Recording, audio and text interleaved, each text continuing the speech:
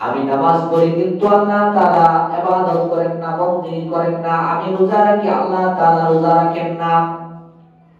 আমি হজ করি কিন্তু আমার আল্লাহ তাআলা হজ আদায় করে না। আমি রমজানে রোজা রাখি কিন্তু আল্লাহ তাআলা রমজানে রোজা রাখেন না। কিন্তু বান্দা আল্লাহ তাআলার হুকুম পালন করতে হবে, সব কিছু পালন করার জন্য আল্লাহ তাআলা বান্দাকে বানাইছেন। কিন্তু একটা ইবাদত আছে, যে ইবাদতটা তোমরা করো তোমাদের সাথে সাথে আমি আল্লাহ তাআলা এবং আসমানের ফেরেশতারা সহকারে এই আমলটা আমার জমিনের মধ্যে করে। সুবহানাল্লাহ। ইন্নাল্লাহা ওয়া মালাইকাতাহু ইউসাল্লুনা আলান নাবী ইয়া আইয়ুহাল্লাযীনা আমানু সাল্লু আলাইহি ওয়া সাল্লিমু তাসলিমা। আল্লাহ তাআলা বলেন যে ইবাদতটা, যে দোয়াটা সবথেকে বেশি বেশি আমি পড়ি সেটা হলো আমার বন্ধু নবী জনাবে মুহাম্মদুর রাসূলুল্লাহ সাল্লাল্লাহু আলাইহি সাল্লামের উপর দরুদ পাঠ করি। সুবহানাল্লাহ। এই দরুদের ফজিলত কেমন, এই দরুদের ফজিলত, এই দরুদের পাওয়ার কেমন?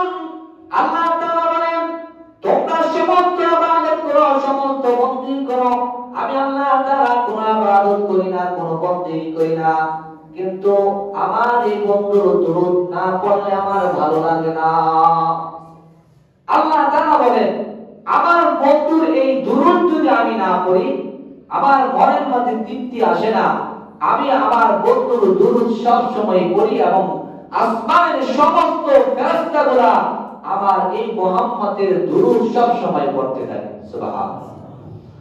শুধু তাই নয়, এই দরুদের পাওয়ার কেমন, এই দরুদের ফজিলত কেমন? আল্লাহ তাআলা সর্বপ্রথম পৃথিবীর জমিনে আল্লাহ তাআলা হযরত আদম আলাইহিস সালাতু ওয়াস সালামকে বানাইছেন। হযরত আদমকে বানাইয়া যখন হযরত আদম আলাইহিস সালাতু ওয়াস সালাম জান্নাতের মধ্যে একা, ভালো লাগে না। আল্লাহ তাআলা তো বুঝেন যে আমি আমার আদমকে বানাইলাম, জান্নাতে পাঠাইলাম, কিন্তু আদমের একা একা ভালো লাগে না, জান্নাতের সহপাঠী দরকার। ও পৃথিবীর মানুষ সকলে সুন্দর করে কথাগুলো বুঝেন। হযরত আদম আলাইহিস সালাতু ওয়াস সালামকে জান্নাতের মধ্যে পাঠানোর পর আদম একা একা জান্নাতের মধ্যে থাকে, কিন্তু আল্লাহ তাআলা বলতেছেন আদমের জন্য একজন সহপাঠী দরকার। আদমের জন্য সহপাঠীর জন্য আল্লাহ তাআলা হাওয়া আলাইহিস সালাতু ওয়াস সালামকে বানাইলেন। আমাদের হাওয়া আলাইহিস সালাতু ওয়াস সালামকে জান্নাতের মধ্যে পাঠাইলেন। জান্নাতের মধ্যে পাঠানোর পর হযরত আদম আলাইহিস সালাতু ওয়াস সালাম ঘুম থেকে ওইটা দেখে তার বাম পাশে একজন নারী, যখন নারী দেখলেন, নারী দেখা তার হাতটাকে সামনের দিকে অগ্রসর করলেন। এত সুন্দর রমণী নারী। আল্লাহ তাআলা একজন নারী একজন পুরুষকে আকর্ষণ বানায় দিয়েছেন, কিন্তু হালাল ভাবে বানাইছেন, হারাম ভাবে না। আল্লাহ তাআলা বলতেছেন অখলাকনাকুম আজওয়াজা, আমি আল্লাহ তাআলা জুড়াই জুড়াই বানাইছি। কেন জুড়াই জুড়াই বানাইলাম? হযরত আদম আলাইহিস সালাতু ওয়াস সালাম থেকে আজ পর্যন্ত পৃথিবীর জমিনে যত ছেলে মেয়ে আল্লাহ তাআলা আগমন করছেন, প্রত্যেকটা ছেলে মেয়ে সন্তান আদমের সন্তান। হযরত আদমকে বানাইলেন নারী এবং পুরুষ দিয়া জুড়াই জুড়াই জান্নাতের মধ্যে বানায়া পাঠাইলেন। হযরত আদম হাওয়া আলাইহিস সালাতু ওয়াস সালামের কাছে হাতটা যখন বাড়াইলেন, আল্লাহ তাআলা বলেন ও আদম রাখো হাতটা, আস্তে বাড়াও, আস্তে বাড়াও, হালাল কইরা বাড়াও, হারাম ভাবে অগ্রসর হও না। আল্লাহ তাআলা জান্নাতের মধ্যে হযরত আদম আলাইহিস সালাতু ওয়াস সালামকে এবং হাওয়া আলাইহিস সালাতু ওয়াস সালামকে বিবাহ বন্ধনে আবদ্ধ করলেন। বিবাহ বন্ধনে আবদ্ধ করার পর আল্লাহ তাআলা বলে ও আদম, তুমি তোমার পক্ষ থেকে তোমার স্ত্রীকে মহারানা আদায় করো। পৃথিবীর মানুষ, ও আমার বোনেরা, আমার এই আলোচনা যদি শুনে থাকেন তাহলে মনোযোগ দিয়ে শুনবেন। আজকে বর্তমান মহলটাকে এমন বানায় ফেলছি যে তার মেয়েকে বিক্রি করে দিচ্ছি। না না না, আজ আজকে যদি সমাজের মধ্যে বিয়ে করতে যায়, এমন মহারানা ধরে যে ছেলের জন্য কষ্ট হয়ে যায়, মহারানাতে দূরের কথা, মহারানার কাছে চলে যেতে পারে না, বাধ্যতামূলক এমন মহারানা ধার্য করে যা ছেলের পক্ষে দেওয়ার মতো সম্ভব না। কিন্তু জান্নাতের মধ্যে আল্লাহ তাআলা বলেন, আদম তোমার পক্ষ থেকে তোমার স্ত্রীকে মহর আদায় করো, মহর আদায় করো, তোমার স্ত্রীকে মহর দিয়ে দাও। হযরত আদম আলাইহিস সালাতু ওয়াস সালাম বলে, মহর করতে দিব, মহরের নামই শুনি নাই, মহর আবার কোথায় থাকে? মহর কোথায় থাকে? মহরের বাড়ি কোথায়? আদম আলাইহিস সালাতু ওয়াস সালাম প্রথম সে শুনছে মহর আদায় করতে হবে, তো সে বলতেছে মহর আবার কোথায় থাকে? মহর করতে দিব। তখন আল্লাহ তাআলা বলেন, হে আদম, তোমার পক্ষ থেকে যে কোনো একটা জিনিস তোমার স্ত্রীকে দাও, এটা মহর আদায় হয়ে যাবে। হযরত আদম আলাইহিস সালাতু ওয়াস সালাম বলতেছে, আল্লাহ, আমি তো জান্নাতের মধ্যে আছি, যে আমার পক্ষ থেকে যে আমার স্ত্রীকে এমন কিছু দিব, এমন কোনো কিছু আমার কাছে নাই। জান্নাতের মধ্যে থাকে, জান্নাতের যা কিছু দেখি সবই তো তোমার, আমার তো জান্নাতের মধ্যে কোনো কিছুই নাই। জান্নাতে দুচোখ যেদিকে যাই, জান্নাতের সমস্ত নিয়ামত তো আপনার। আমি জান্নাত থেকে আমি একা মানুষ, আমি আমার স্ত্রীকে এই মুহূর্তে কি দেব? আল্লাহ তাআলা বলেন, ও আদম, তুমি তোমার পক্ষ থেকে তোমার স্ত্রীকে বলে দাও, সে যেন আমার বন্ধুর প্রতি 10 বার দুরূদ শরীফ পাঠ করে, তাহলে তোমার পক্ষ থেকে মহারানা আদায় হয়ে যাবে। আল্লাহু আকবার। দেখেন, পৃথিবীর ইতিহাসে সর্বপ্রথম মানুষ বানাইলেন, সর্বপ্রথম মানুষ বানাইয়া সর্বপ্রথম স্বামী স্ত্রীদের মধ্যে আল্লাহ তাআলা আল্লাহ রাসূলের কে এতটা মহব্বত করেন, যে দুরূদ কোন মুসলমান যদি একবার পাঠ করে, তাহলে আল্লাহ তাআলা তার উপর 10 বার রহমত নাযিল করে। হযরত আদম আলাইহিস সালাতু ওয়াস সালামের বিবাহের মধ্যে মহর কি ছিল? এই মহর আল্লাহ তাআলার পক্ষ থেকে বলে দিলেন, ও আদম, তুমি তোমার পক্ষ থেকে তোমার স্ত্রীকে বলে দাও, সে যেন আমার নবীর প্রতি 10 বার দরুদ পাঠ করতে, তাহলে তোমার পক্ষ থেকে তোমার মহর আদায় হয়ে যাবে। তো আল্লাহ নবীর দরুদ কত পাওয়ার, এই নবীর দরুদের কত পাওয়ার। এক আল্লাহর ওলি, তিনি আফ্রিকান একটা রাষ্ট্রে, মহারাষ্ট্র, ওই রাষ্ট্রের মধ্যে যাইতেছে। হযরত সুলাইমান জাজুরি রাহমাতুল্লাহি আলাইহি, আল্লাহর এক ওলি, আল্লাহর এক প্যারা বান্দা, আল্লাহ তাআলার দ্বীন প্রচার করার জন্য আফ্রিকান দেশে একটা মরক্কো নামক একটা প্রদেশ আছে। ওই সুলাইমান জাজুরি রাহমাতুল্লাহি আলাইহি আল্লাহর দ্বীন প্রচার করার জন্য রওনা হলেন। মরক্কো একটা দেশ, যে দেশের মরুভূমি দিয়ে হাঁটতেছে সুলাইমান জাজুরি রাহমাতুল্লাহি আলাইহি। যাইতে যাইতে যাইতে যাইতে মরুভূমির পথ, কোন জায়গায় কোনো কিছু দেখে না। যাইতে যাইতে সফরের মধ্যে জোহরের সালাতের নামাজের সময় হয়ে গেছে, সালাতের সময় হয়ে গেছে, এই মুহূর্তে তার নামাজ আদায় করা দরকার।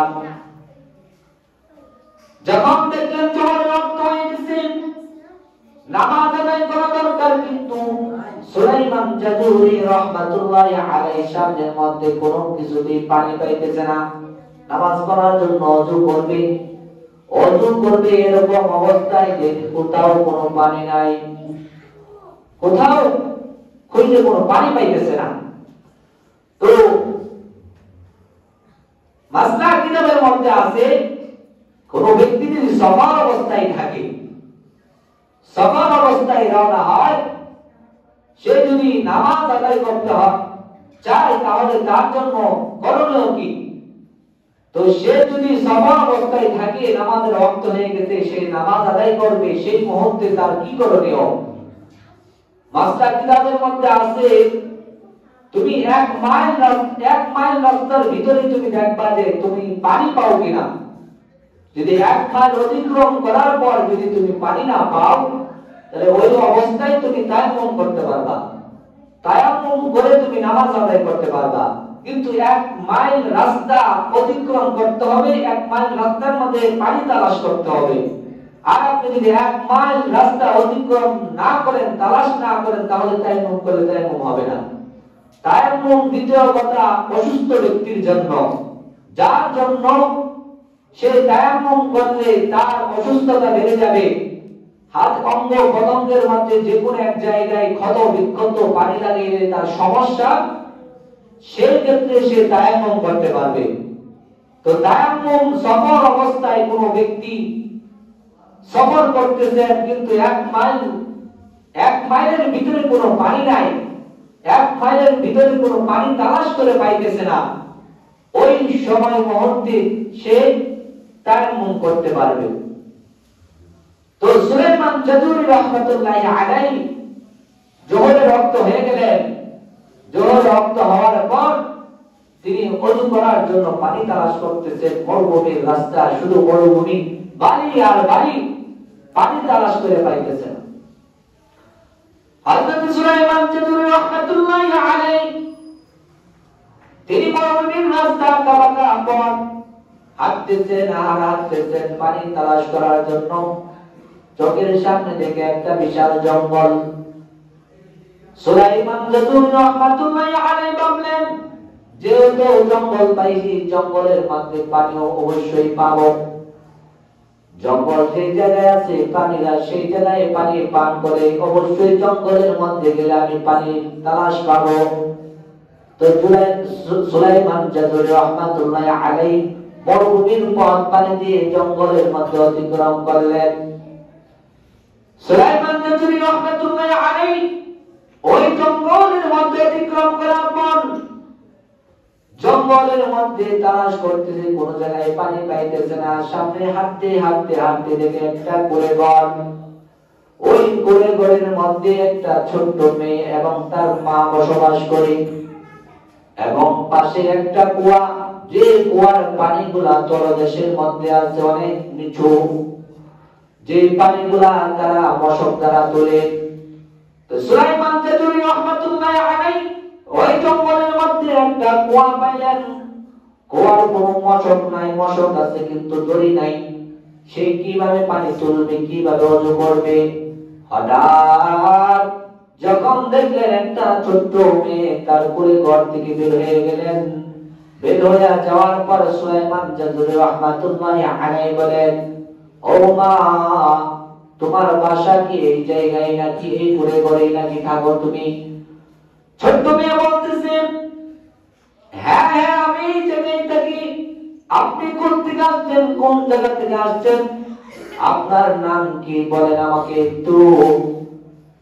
সুলাইমান জাদুরি রাহমাতুল্লাহি আলাইহি বলেন, ওগো মা, আমার নাম হলো সুলাইমান জাদুরি, আমি আফগান থেকে আসছি এই দেশে ইসলামের দাওয়াত দেওয়ার জন্য। কিন্তু আমি অনেকক্ষণ ধরে আমার যোহরের নামাজ আদায় করার জন্য পানি তালাশ করতেছি, কিন্তু পানি পাইতেছি না। ছোট্ট মেয়েটা বলতেছে, আমি আপনার এই নামটা শুনেছি, অনেক বড় বড় দুষ্ট একজন আলেম আল্লাহর ওলি সুলাইমান জাদুরির নামটা আমি অনেকবার শুনেছি। অনেক বড় আল্লাহওয়ালা, অনেক বড় আল্লাহ তাআলার একজন পেয়ারা বান্দা। সুলাইমান জাদুরি রাহমাতুল্লাহি আলাইহি বলেন, তুমি কিভাবে আমার নাম শুনছো? কইবা এমনিতেই শুনছি, আপনার নাম অনেকবারই শুনছি, আপনি অনেক একজন দিনদার আল্লাহওয়ালা মানুষ। তখন সুলাইমান জাদুরি বলতেছেন, এই কুয়া তোমার দেশের পানিগুলা আপনি কি উঠাইতে পারেন না? আপনি তো চাইলে এই কুয়ার তলে দেশের পানিগুলা উঠাইতে পারেন, কিভাবে উঠাবো? বলে, মা, এত তলদেশের পানিগুলা কিভাবে উঠাবো? আমার তো এই তলদেশের পানিগুলা আমার ওঠানোর মতো সামর্থ্য নাই, মশক আছে কিন্তু দড়ি নাই, দড়ি ছাড়া কিভাবে এই কুয়া থেকে পানি উঠাবো?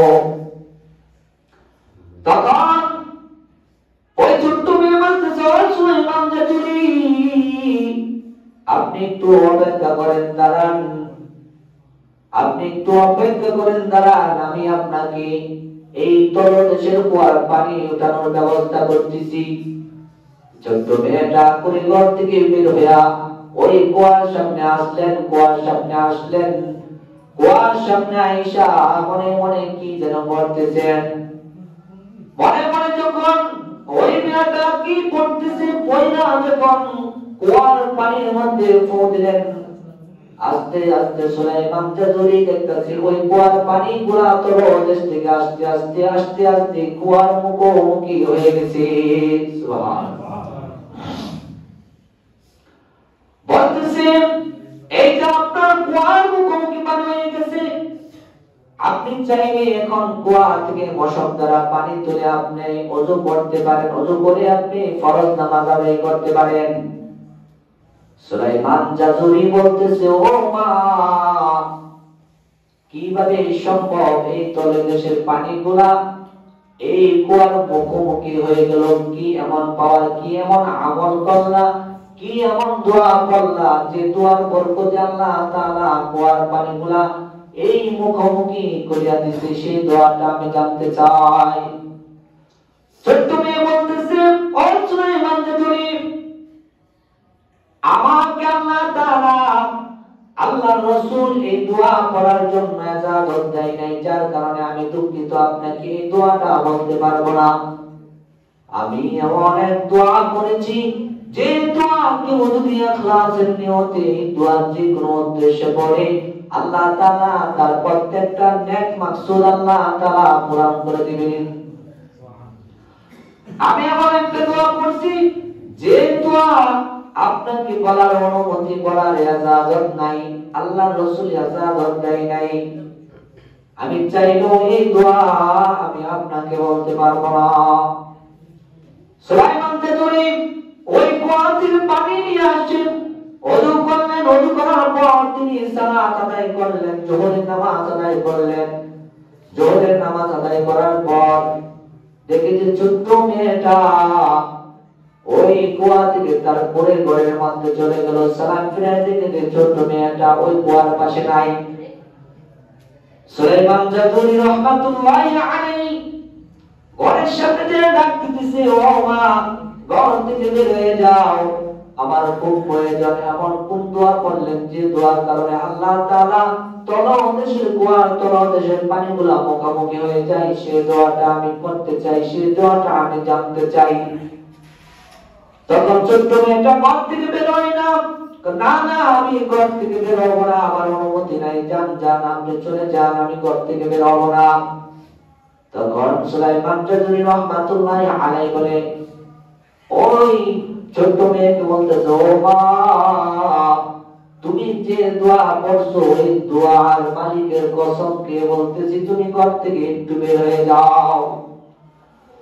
ছোট্ট মেয়েটা ঘর থেকে বের হয়ে গেলেন, বলতেছে, সুলাইমান জাদুরি এমন একজনের কসম খাইলেন যে কসম খাওয়ার পর আমি আর ঘরে থাকতে পারলাম না, নিষেধ থাকা সত্ত্বেও ঘর থেকে বের হইতে হইল। এমন একজনের কসম খাইছেন যে কসম খাওয়ার পর আমি আর ঘরে থাকতে পারি নাই, আমি ঘর থেকে বের হয়ে গেছি। বলেন কি বলবেন, বলে আপনি এখান থেকে চলে যান। হযরত সুলাইমান জাদুরি বলতেছে, ও মা, তুমি যে দোয়া পড়ছো, যে দোয়ার বরকতে তলদেশের কুয়ার পানিগুলো মুখোমুখি হয়ে গেছে, সেই দোয়াটা আমাকে একটু শিখিয়ে দাও। তো ওই ছোট্ট মেয়ে বলতেছে, মাফ করবেন, আমি বলতে পারবো না, এই দোয়াটা আমি বলতে পারবো না, কারণ আল্লাহর রাসূলের কাছ থেকে আমার ইজাজত নাই। তখন সুলাইমান জাদুরি বলতেছে, ও মা, তুমি কি আল্লাহর নবীকে দেখছো? রোজ দেখা হয়। আল্লাহু আকবার, আর জোরে বলি আল্লাহু আকবার। আমি প্রতিনিয়তই রোজ আমি আমার নবীকে, আমি আমার হাবিবকে স্বপ্নের যুগে দেখি। আমার নবী আমার কাছে আসেন, আমাকে সালাম জানায়, আমার আল্লাহর হাবিব আমাকে সালাম জানায়। কারণ কি জন্য সালাম জানায়? আমি আমার হাবিবের দুরূদ এত বেশি পড়ি, এত বেশি পড়ি যে আমার হাবিব আমার প্রতি মুহূর্তে দিদার লাভ করার জন্য আমার হাবিব আমার কাছে চলে আসে। আল্লাহ তাআলা এই ছোট্ট মেয়ের ভিতরে এত এলেমের খাজানা কেন দিলেন? একমাত্র নবীর ভালোবাসা মহব্বতের জন্য আল্লাহ তাআলা ওই মেয়েটাকে আল্লাহর ওলি হিসেবে কবুল করে নিয়েছেন। সুলাইমান যদি বলতেছেন, ও মা এই দোয়াটা আমাকে বলে দাও। বলতেছে না, আমার ইজাজত নাই, আমি বলতে পারবো না। বলতেছে কোথায় গেলে এই দোয়াটা তালাশ করে পাবো? তখন সুলাইমান জাজুরি ওই মরক্কো প্রদেশ থেকে চলে আসলো।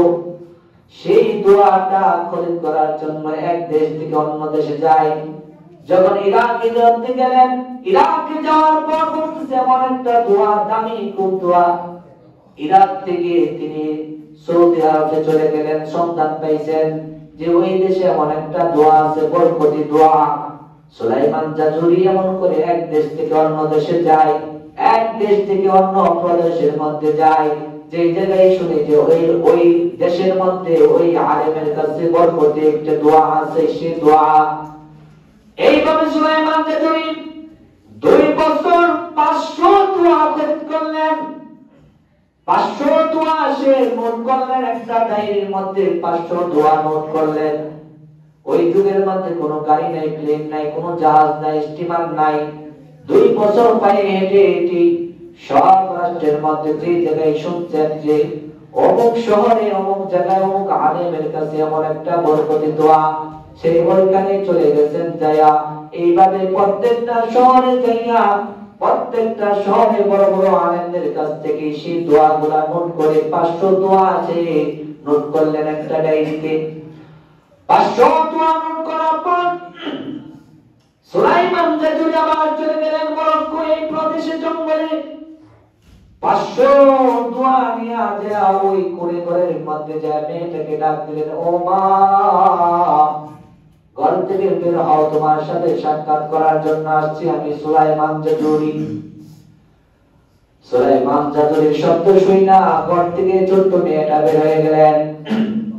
ঘর থেকে ছোট্ট মেয়েটা বের হয়ে বলতেছে, আমার নবী আবার কেন আসলেন?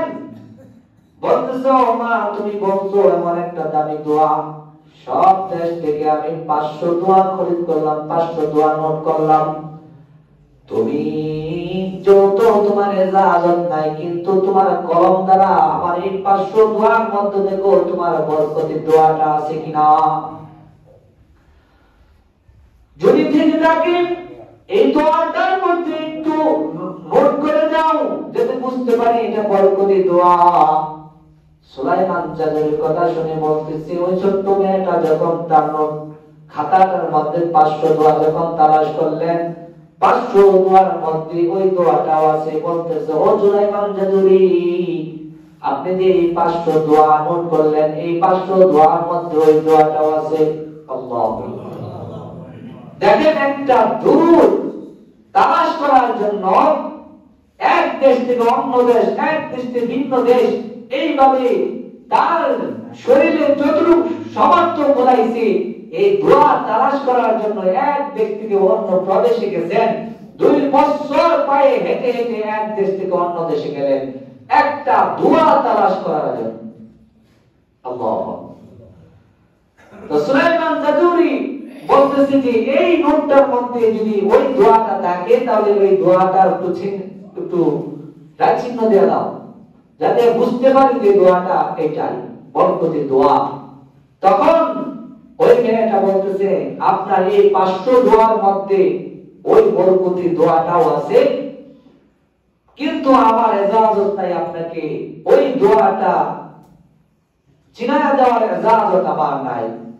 তখন সুলাইমান জাজুরি রাহমাতুল্লাহি আলাইহি বলে, এত কষ্ট করলাম, আমি যদি এই দোয়াটাই তালাশ না করতে পারি তাহলে কিভাবে এই দোয়াটা আমি পড়ব? তখন ওই ছোট্ট মেয়ে বলতেছে, হে সুলাইমান জাজুরি আপনি যে এই যে 500 দোয়া নোট করছেন, এই 500 দোয়া প্রতিনিয়ত আপনি পড়বেন।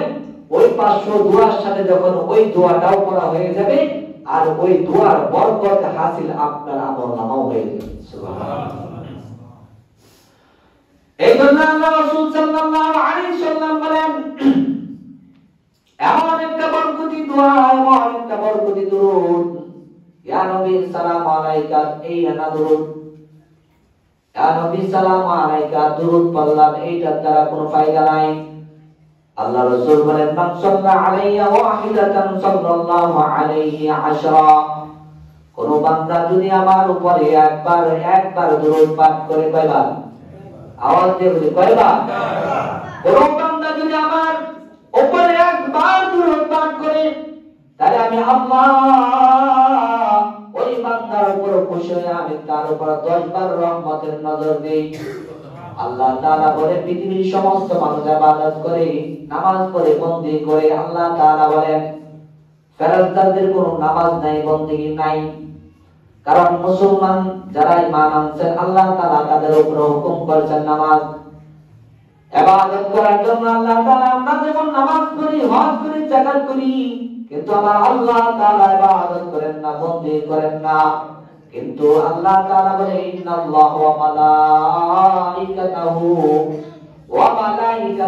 আল্লাহ তাআলা ফেরেশতাগুলোর যত সৃষ্টি বানাইছেন, ইউসাল্লুনা আলান নবী, ইয়া আইয়ুহাল্লাযীনা আমানু সাল্লু আলাইহি ওয়া সাল্লিমু তাসলিমা। আমরা তোমাদের মতো ইবাদত বন্দেগী, নামাজ রোজা করি না, কিন্তু একটা আমল করি, আমরা সবসময় আমার সৃষ্টির ফেরেশতা সহকারে আমি আল্লাহ তাআলা আমার বন্ধু নবীর দুরূদ পাঠ করি। এই জন্য এই দুরূদের আমল বেশি বেশি করা। শুক্রবারের দিন আসরের পর থেকে মাগরিবের আগ মুহূর্ত দুরূদের আমল, দুরূদে ইব্রাহিম যদি আপনি যদি বড় দুরূদ পড়তে সমস্যা হয়, তা আপনি ছোট করে পড়বেন, সাল্লাল্লাহু আলাইহি ওয়াসাল্লাম, সাল্লাল্লাহু আলাইহি ওয়াসাল্লাম।